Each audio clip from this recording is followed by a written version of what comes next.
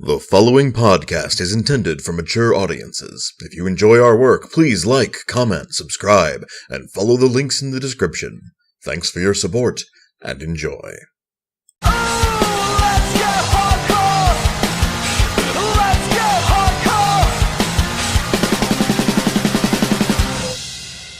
Hey-o. Ayo. We're not doing the whole bit. Greetings and salutations, listener. This is the Two Nerds Podcast. I am Eric J. Chucci, joined, as always, by the rest of Queen. Fair. Today we're talking about the incredibly delightful but wildly inaccurate Bohemian Rhapsody, the film. The song is as accurate unto itself as it ever has been. Yeah, that hasn't changed recently. Just so we're clear. I do want to do a thing with this. Okay. I thought about this because we saw this earlier this week, and we both decided we needed a few days before we talked about it. Yes. So as to be able to order our thoughts and be coherent. And I think there's something that can help us with that. I want to split this podcast into two separate conversations, and we can have either one first. I don't care, but I want to tackle Bohemian Rhapsody, the film, as a biography of Freddie Mercury, and as a film separately. Because I feel like they deserve, and we can wrap up with like a combination. Our cats are playing with boxes, you'll have to deal with it. We can wrap up with a combination of the two, but I'd like to tackle them separately because I feel like not doing so serves as a disservice to covering both aspects. Okay. I don't care which one we do first, though. Which one would you rather? Would you rather cover it as a biography of the guy or as a movie first? I think it's Two Nerds tradition to, first and foremost, let us embark upon another Two Nerds tradition and give that spoiler-free review. Okay, yeah. Spoiler-free review. Freddie Mercury dies. That's not a spoiler. He's been dead a long time. But spoiler-free review. This is a fucking amazing movie. I would go see it if you have any interest in Queen. At all. Really. Yeah. Okay, that was fun. Spoiler-free review. It's basically Two Nerds tradition to talk about the stuff that pissed us off first. Because it's a great way to fill a lot of time nitpicking. And to close on the stuff that made us happy, because ultimately this isn't we don't want you to walk away from the Two Nerds podcast shitty. Yeah. So I don't feel like it's either our place or even wise to personally go through and be like, okay, this is wrong and this never happened. Right. That stuff I don't feel that's why I wanted to split this up. Mm-hmm. Because that's not, I don't want to constantly be interrupting our conversation about the movie itself with, but I mean, that's not how it was in real life. Right. And if I sound like I'm putting on the pedantic asshole voice for that, it's because I am. So here's how I look at it.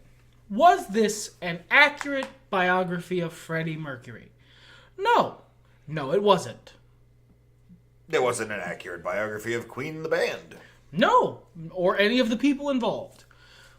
But I don't much give a shit, to be perfectly honest. It's one of those situations where when you watch a film that is inspired by true events, we know what that means. It means you took the basic premise of something that happened and really ran with it. Yeah, you cleaned up things, you simplified the narrative into a narrative rather than a person's life, which is, listener, I'm sure you know, and as we certainly know, rarely fit into clean 2-hour narratives. So, to do one of these dramatized sort of biopics, you gotta clean things up. A biopic, and I'm using both to bother you, yes. To do this well, you kind of have to make a choice. Are you making a biography of the person first, or a movie first? And I think it's pretty clear that the makers of Bohemian Rhapsody wanted to make a good movie first. They in situations where there would have been a conflict, they almost always choose to go with the choice that makes a better film than the choice that is more accurate. That's not inherently wrong to do. And that's the biggest complaints I see online are all basically that complaint. But it wasn't like that in real life. Right, but you're going to have to make some compromises. If you went with because the other option is just a literal documentary. Yeah, I mean, like, okay, you don't have to make compromises, but then it is a literal documentary. And it's not got the sort of, caliber of acting and You're photography. working from file footage and interviews. Yeah. People in front of cameras talking about stories, dubbed over top of footage of Queen's live performances. And that would be cool, too. I would love to watch that documentary. I'm sure at least one exists. But that's not what this is. Walk the Line wasn't an amazingly accurate portrayal of Johnny Cash's life. Ray wasn't an amazingly accurate portrayal of Ray Charles's life. We have a pretty solid formula for dramatized biopics, and the keyword comes first. Yeah. Dramatized. I just feel like it's... I didn't walk into this movie thinking it was going to be accurate. I feel like if you did, that's on you. Well, and there's just something to be said. I'm a very Italian now. There's something to be said, living my heritage, for trying to be accurate in film, trying to be accurate to source material, no matter what you're doing. Certainly, yeah, and I like it when things are accurate to its source material. Like, I'm a nerd. I love it when things are accurate to the source material. When they cast people who look exactly like the things from the pages of the comics that I love. I love it. The fact that they made Rami Malek look a lot like Freddie Mercury, I love. But expecting 100% accuracy from this was unrealistic. And I'm sorry, I never finished my point because I got distracted by accidentally being really Italian. The common person, if you will, if such a thing even exists anymore, but let's operate in a paradigm where it does.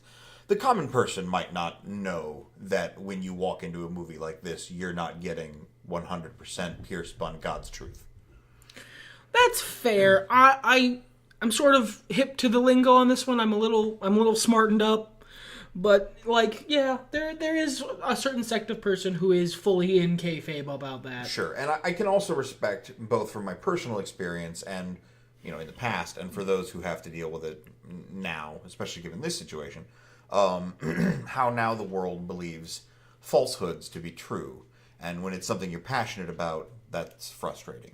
And I think honestly here, more than like a comic book interpretation, because at the end of the day, the comic book is fictional, and the film is never pretending to be an accurate one-to-one recreation of the comic. Not even the Watchmen film. And they did pretty good, fight me nerds.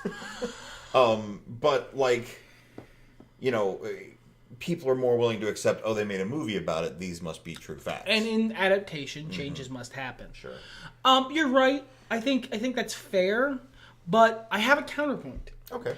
I went into this as someone who loves Queen's music and was aware of Freddie Mercury in a vague way.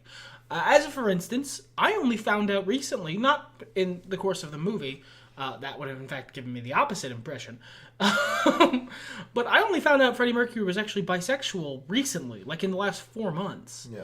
I just thought he was gay. Because Most people did. Yeah, that's kind of the pop culture interpretation of him, I suppose.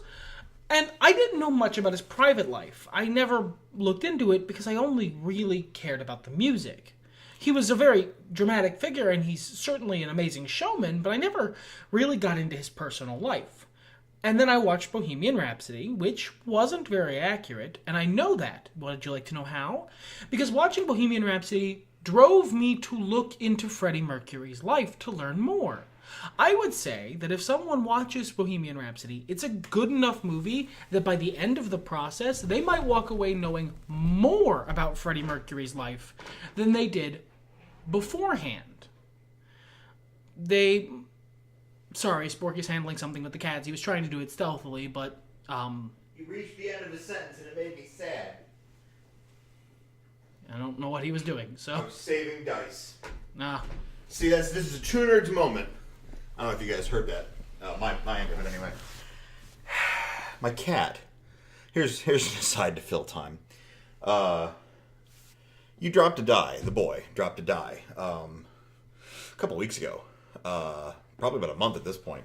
It was gone. It was just gone. And here a few days ago, we both heard Trixie playing with something. Trixie being my beautiful cat daughter. And it turned out it was the die that he had dropped.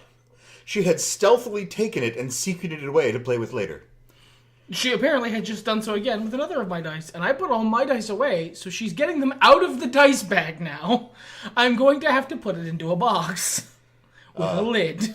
But anyhow, yes, and I would agree so much with that point, because even if they've got a false idea of who Freddie Mercury or any of the members of Queen were, or the people surrounding them.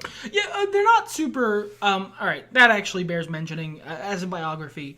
This is Freddie's story. The other members of Queen, the other people in his life are secondary characters.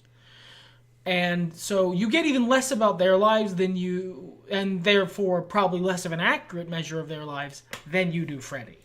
But possibly also at the same time a less inaccurate measure. Because they don't have to dramatize as much. Yeah. But if this film drives people to listen to Queen's music, which, I mean, sounds like a weird thing because it's Queen, but then again, I'm 33 at the time of this recording, so, you know, I'm not hip with the young kids. The young kids might see Mr. Robot in you know, funny costumes with big teeth and go, oh, I'd like to see this movie. Oh, I've heard that song at sporting events. Oh, I've heard that song at sporting events. Oh, I've heard that song at sporting events. What is this band? What if this Queen band is onto something? Why, they might just be the dog's bollocks, or whatever it is young folks say. You did it right. That one's good. Good, okay. I mean, not for America, but... All right, that's fine. This is for all our international listener. At least I think that one's good. You know what? I'm not sure. Moving on. Comment in the comments section if you're a young person and you know what slang is. But, yeah, it's... I know more accurate, or at least as accurate as the internet gave me, information about Freddie Mercury now than I did before I watched the movie. Because watching the movie made me want to look into it. Mm-hmm. And it's such a good movie that I say it's going to do that to other people as well. Oh, I would... No one would take it, but I'd be willing to bet money that some disenfranchised young person would see this film and go, oh, I need to know everything about this man. And then they can learn everything about him, and they can learn all the stuff that's wrong in the movie, and then they get that elitist sense of joy. Of, I know things the rabble doesn't. Which is maybe what's driving all the people who are mad about things being inaccurate in the movie. Anyway, So yeah. Here's an interesting spin on what we usually do, because we're winding toward that foretold 15-minute mark, which is halfway through our podcast. Which I think is a good time to switch to talking about the movie. Sure.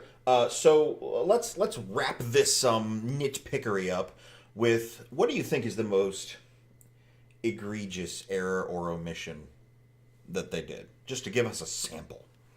The one that bothered me the most? Mm-hmm. Yeah. Honestly, I think it had to be the fact that apparently Freddie didn't know he had AIDS during Live Aid. Oh, yeah, no, the entire timeline. If you're looking for an accurate timeline of Queen, the timeline's all fucked up, and I love that scene. It's a powerful scene where he's talking to the band before the concert.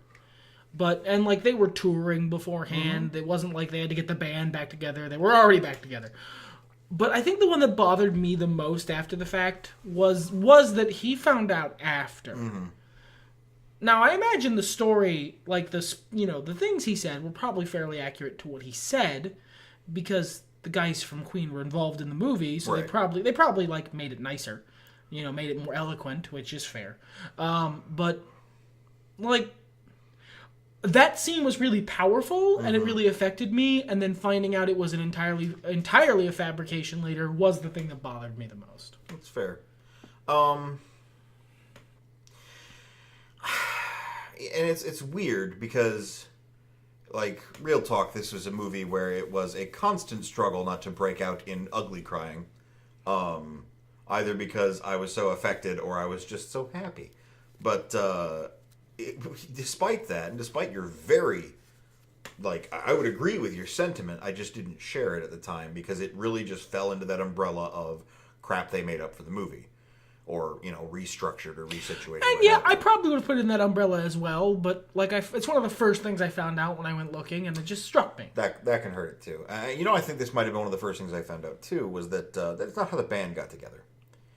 And it bothers me because while we could 100% argue that, like, you know, it makes sense for a narrative conclusion to the film, the story that they're telling, for that to be the edited sequence of events, we don't need Freddy to be this wunderkind. Like...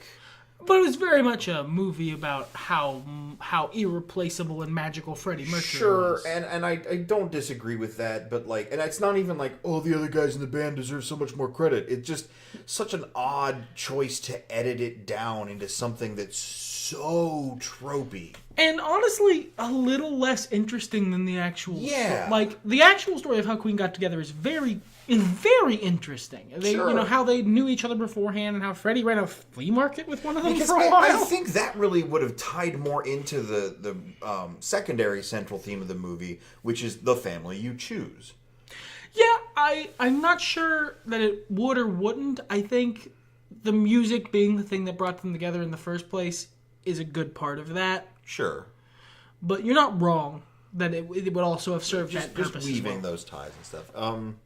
But that's it for the majority of the nitpicking. Yeah, let's just talk about it as a movie now, and there's not going to be a lot of nits to pick here. This movie was fucking excellent. Yeah. As a film. We're going to put aside the nitpicks about timelines and about this didn't happen, about that didn't happen. We're going to talk about it as a movie. And as a movie, it's hands down the best movie I've seen this year. That's not up for debate. That's not even close, man. It's among them. I'd have to sit down and do some real hard thinking because I've been a different person earlier this year, so it's hard to gauge. But yeah, it's definitely incredibly phenomenal. One of the better movies I've seen in years. Same. I don't know, like, I couldn't tell you the time frame of best right offhand, but in terms of, like, just it was a movie that actually emotionally moved me in a lot of ways. And if you're new around here, you may notice that I'm not exactly the most soft and mushy person. So having a movie that managed to be simultaneously a little unrelatable to me and still get me emotionally that hard means it's got to be a really good movie. Yeah. And there's so many things that go into that because it can't just be tugging at the heartstrings. You know, it has to be the acting delivering it and the photography selling it and, you know, the music and the direction and the timing. It's just... And having music from one of my favorite bands, it certainly doesn't hurt. No, not at all. You and I have talked about this before, but you've mentioned that some people weren't fond of the fact that Rami Malek didn't do most of the singing in the film. Which baffles the fuck out of me. He's putting forth a genuinely astounding performance. He's, you know, going all out to try and portray this very, very... honestly sort of mysterious to most people and beloved figure, this immortal, because Freddie Mercury is in a real sense immortal, and y'all want to try and have him fight, like, y'all want to try and have him fight Freddie singing too? Give the fucker a break. Which I think he did a good job in those few parts where it was actually him singing, but like...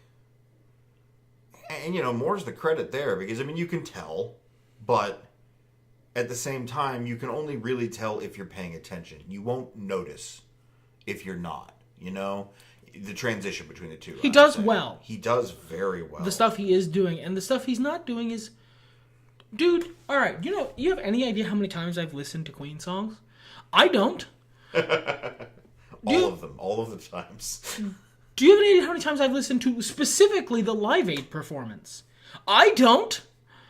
If they had had him sing it, I would have immediately been pulled out of the movie. Because I know those notes like my soul. I know every part of those songs. Oh, man. Any minute change in them would have been immediately detectable. And it would have just sucked me right out of the narrative. And we're well past spoiler territory here. Oh my God, what a decision in filmmaking to do all of Live Aid. Yeah, to do the whole set. To do the whole set, uncut, unfiltered. Basically used the Live Aid set as the climax of the movie. I mean, like, just what... They did the first song, and I was like, okay, we're going to fade now. And then they did the second, and I'm like, okay, we're going to fade now. And then, no. It was the whole set, and what a genius fucking move. What a brilliant choice in filmmaking to close on. I cannot... Like, obviously the music's amazing, and obviously we hit this emotional high point, the climax of the film, and this, that, and everything else, but as somebody who appreciates the pieces you put together to create a movie, seeing that everybody, the director, writers, whatever, decided to go, no, let's do all of it. Don't fade, don't cut, do the whole set. And they cut occasionally in terms of, like, showing other things happening during. Sure. But they don't cut the music. No. It's all it's all as a part of that story. It's all in the context of happening at the same time as this set. And it just was, I mean, what a brilliant decision. Just phenomenal. I really liked a lot of the choices for graphical stuff. It sort of caught me off guard at first, because it's not something they introduce until later, like midway through the film. Where they're, like, on tour and stuff. Yeah. But I don't know, it really sort of transitioned you into, and now they are superstars. Like, you felt I mean, and obviously the visual choices made were very evocative of the time period. Yeah, I mean, obviously, this movie is entirely a period piece set in the time. It's set during the times when Queen was active in the 70s and 80s and such, and it's all really, like, it's done so well you don't notice, and that's really high praise. Yeah, I mean, like, I suppose some people might, if they were like, again, if they were going in to notice that, if they were like, oh, what a trip, I remember when I had that hair in the 70s, but it just seems, I don't know, accurate. It's just a part of the whole experience is really cool. And I really liked a lot of the club scenes, because the clubs felt really honest, the wall-to-wall people and just the atmosphere and environments and such were really, really good choices. Some of the smaller things they touched on, because I had done some research into Freddie's life years ago. I don't remember why, probably idle curiosity. But I really like that they included the light switching thing. Like, that's a small piece of, like, of his relationship with Mary. Mary, yeah. That was always, it's one of those things that's like, it's very Michael Jackson-esque, if that makes sense, as a paragon for celebrity weirdness. It's one of those things that shows you are kind of detached from reality in ways that normal people would not even begin to process. And I found it a very intriguing habit, and endearing in a way, but also just bizarre. And I'm really glad they included it and made it very humanizing as well. Just fantastic choices of anecdotes to tell through the visual medium of film. Yeah, I don't disagree. That's I don't have anything to add, because you pretty much summarized that. Well, thank you. This is the Wondering podcast where I fuck off and look for dice. I want to highlight a couple things about this movie that make it a good movie. One is that they don't stray away. They don't try not to be tropey. They embrace the story being a story. And I want to mention that because I want to highlight that Paul Prenter in this movie is Satan. He is... I mean, he wasn't a fantastic guy. He is somehow schemier and shittier than literally Littlefinger. Aidan Gillen, great performance, by the way. Short, but it was fun when he was there. The cats are just demanding attention today. The cats. It's Trixie. Gogi's sleeping like a little bean angel. But, The performances, all of them were yeah, phenomenal. like, I'm actually looking them up here because I don't know many of these actors because I don't know actors anymore because I'm old. I think it's Gwillem Lee plays Brian May, and he is really liked him. Yeah, I wanted to highlight him specifically because he's never not amazingly fun and charming to be on screen with. Yeah. Like being in the same sort of I'm watching the movie level room with this guy is just always pleasant. He does a great job. Who was the drummer? That'd be Roger Taylor. Yeah, I really liked him too, and I liked the way the character. Ben Hardy was the portrayed. actor. Yeah, I don't know. The dynamic was really good, and everybody on screen just had really great chemistry. You felt really clearly that these were guys who knew and liked each other, and like were super close, and that's hard to pull off. It really is. It's hard to fake a long-term, really reliable, really deep friendship. And they manage it really well. And so I have to give props where props are due on that. And what was was it Joe Mazzello? Was John Deacon. Yeah, I really liked him too. He had a very Martin Freeman energy. Yeah, sort of like the sane one. But like just like his facial expressions and stuff. And I think Martin Freeman is a cosmically underrated actor, despite the fact that he's violently amazing and everyone knows it. Fair enough. I was about to say, no, everyone knows he's great. And No, you're like, but no, he's better than that. okay, fair enough, my friend. So like highest of praise. By the way, Alan Leach plays Paul Printer in this movie. Great job being the devil. Just like great job locking poor Freddy in your sex dungeon.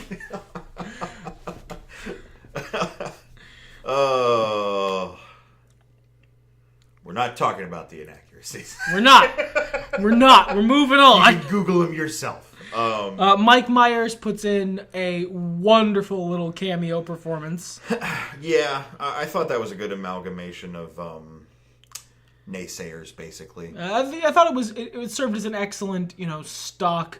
You'll never be a success in this town sort of character. Yeah. I mean, and also, throw the dude a bone. You got it. Like he's the guy who, to a certain extent, repopularized Queen. And like I would have been hesitant to say that if I hadn't gone to see the movie with someone who was alive and like listening to music when Queen was first popular, watched them fall out of the public eye, and then watched Mike Myers repopularize them, and he told me so.